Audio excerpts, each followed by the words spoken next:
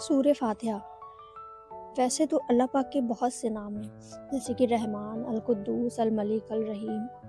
تو اللہ پاک نے الحمدللہ کی جگہ پر الحمدللرحمن، الحمدللمتکبر، الحمدللخالق، الحمدللجبار یا وہاب ایسا کوئی نام کیوں نہیں سلیکٹ کیا؟ کیوں اللہ نے ایک ہی نام چوز کیا الحمدللہ، یعنی اللہ؟ اگر ہم اللہ کو اس ورڈ کو مطلب مائنس بھی کر دیتے ہیں تو بھی لائن کمپلیٹ ہو جاتی ہے کہ الحمدللہ رب العالمین، بات تو پوری ہو گئی۔ تو پھر اللہ کے نام کا اس جگہ پر ہونے کا فائدہ کیا ہے اور اس کا مطلب کیا ہے؟ ایز این انٹروڈکشن، یعنی کہ جب ہم کسی سے انٹروڈکٹلی کبھی ملتے ہیں، کسی سے انٹروڈکشن کرتے ہیں تو ہم سب سے پہلے اس کا نام پوچھتے ہیں، پھر بعد میں باقی چیزوں پر فوکس ہوتا ہے، نام پر، رائٹ نا؟ تو بعد میں تو ہم جب بعد میں دوسری چیزوں کو پوچھتے ہیں تو اسی طرح سے اللہ پاک نے بھی پہلے اپنا انٹروڈکشن دیا ہے اللہ کے روپ میں۔ تو اسی طرح سے اللہ نے سب سے پہلے اپنے نام کو انٹروڈیوس کرا ہے۔ اور اب سوچنا یہ ہے کہ اگر صرف رب کہا ہوتا، یعنی اللہ نہ کہا ہوتا، رب کہا ہوتا، تو کیا کنفیوژن ہوتا نا؟ کیا کنفیوژن ہوتا؟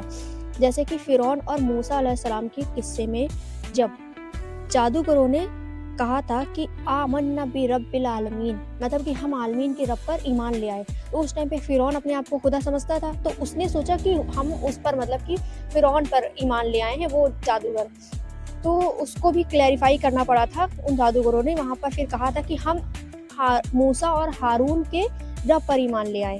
کنفیوژن وہاں پر ہو گیا تھا کیونکہ اللہ نام نہیں تھا، رب کہا تھا۔ اب سپوز کہ ہم آپ سے کہتے ہیں کہ وہ بہت اچھی ماں ہے، تو مطلب ہم اس کی کون سی کوالٹی کو ہم ڈسکرائب کریں گے؟ یعنی کہ اس نے پرورش اچھی کی ہے، یا وہ بہت اچھا ڈاکٹر ہے، تو مطلب ہم اس کی پروفیشنل اسکلز کی ہی تعریف کر رہے ہیں نہ کہ ہم اس کی خوبصورتی کی، یعنی وہ دیکھنے میں کیسا لگتا ہے، ایسا تو ہم اس کی کوئی تعریف نہیں کر رہے ہیں۔ سیم ایز اٹ از کہ اللہ کی تعریف اس کی کسی ایک نام سے کریں تو یہ لمیٹڈ ہو جائے گی، جیسے کہ الہادی یعنی ہدایت والا، الحکیم یعنی حکمت والا، الرحیم رحمت والا، علیم یعنی علم کی ہم تعریف کر رہے ہیں، الوہاب یعنی تحفے دینے والا، اس سینس میں ہم اس کی تعریف کر رہے ہیں، الحمدللہ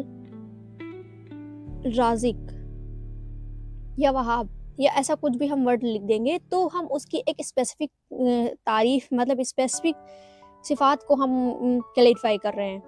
اور اگر ہم سوچیں کہ اس کی کوئی مطلب اس کے لیے، یعنی اس کی ہر صفات کو کوالیفائی کرنے کے لیے کوئی ایک ورڈ ہم کو مل جائے تو ہمارے پاس صرف ایک ہی آپشن رہ جاتا ہے، الحمدللہ۔ کبھی سوچا ہے؟ سورہ فاتحہ میں اس کے اور بھی نام ہیں، جیسے کہ عالمین، مالک، رب۔ اب سوچیں کہ یہی